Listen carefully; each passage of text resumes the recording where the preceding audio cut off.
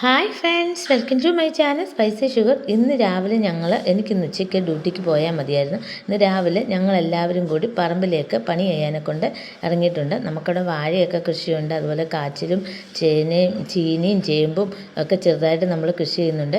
ഇവിടെ നമ്മളെ സഹായത്തിനെത്തുന്ന ഉത്തമൻ കൊച്ചേട്ടൻ രാവിലെ വന്നിട്ടുണ്ട്. അപ്പം കൊച്ചേട്ടന് കപ്പയൊക്കെ നടുന്നതിന് വേണ്ടി അയ്യം കിളച്ചപ്പോൾ മഞ്ഞൾ അവിടെ പഴയ മൂടുകൾ കിടന്ന് മഞ്ഞളുകൾ കിളച്ചെടുത്ത് തന്നതാണ് എൻ്റെ കയ്യിൽ. ഞാൻ കുറച്ചെടുത്ത് മാറ്റി വെച്ചിട്ടുണ്ട്. രാജീവൻ അവിടെ അയ്യത്തൊക്കെ നടക്കുകയാണ്. ഈ പ്രാവശ്യത്തെ കർഷകശ്രീ അവാർഡ് യുവ കർഷകനുള്ള രാജീവന് തന്നെ കിട്ടും. അപ്പോഴത്തേക്ക് ഉത്തമൻ കൊച്ചേട്ടൻ കപ്പത്തണ്ടൊക്കെ മുറിച്ച് വന്നു. ഞാൻ ഇവർക്ക് കാപ്പി കൊടുക്കാനായിട്ട് പറമ്പിലേക്ക് ഇറങ്ങി വന്നതാണ്. എന്നിട്ട് അത് കഴിഞ്ഞ് ഞാൻ അങ്ങോട്ട് നോക്കി. നമ്മുടെ പ്ലാവേലൊക്കെയാണ് എൻ്റെ കണ്ണ്. ചക്ക കിടക്കുന്ന വിളഞ്ഞോ എന്നൊക്കെ ഞാൻ പോയി നോക്കുകയാണ്. ഒന്നും വിളഞ്ഞിട്ടൊന്നുമില്ല. ഇത് ചെമ്പരത്തി വരിക്കയാണ്.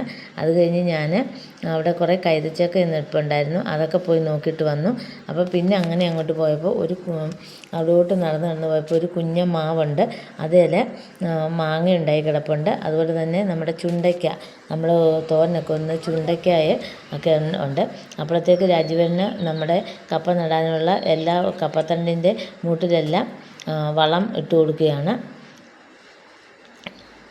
വളമൊക്കെ ഇട്ട് കൊടുത്ത് അത് കഴിഞ്ഞ് ഞാനിഞ്ഞ് കയറിപ്പോന്നു. ഞാൻ വരയ്ക്കകത്തേക്ക് കയറിപ്പോന്നപ്പോഴത്തേക്ക് നമ്മുടെ ഉളനാട്ടിലെ ഉണ്ണിക്കണ്ണൻ്റെ അമ്പലത്തിലെ സപ്താഹ ദിനത്തോടനുബന്ധിച്ചുള്ള കലവറ നിറയ്ക്കലിനുള്ള വണ്ടി അവിടെ വന്നു.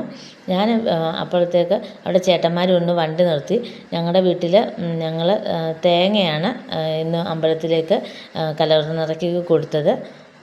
ചേട്ടന്മാർ വന്ന് തേങ്ങയൊക്കെ മേടിച്ചുകൊണ്ട് പോയി. എന്നിട്ട് ആ വണ്ടി അങ്ങ് പോയി. അത് കഴിഞ്ഞ് എനിക്ക് ഡ്യൂട്ടിക്ക് പോകാൻ സമയം. എനിക്കിന്ന് ഉച്ചയ്ക്കാണ് ഡ്യൂട്ടി തുടങ്ങുന്നത്. അപ്പോഴത്തേക്ക് ഞാൻ ഫുഡ് കഴിച്ചിട്ടാണ് പോകുന്നത്. അതിന് ഞങ്ങൾ കപ്പയും മീൻകറിയും കഞ്ഞിയുമായിരുന്നു രാവിലെ കാപ്പി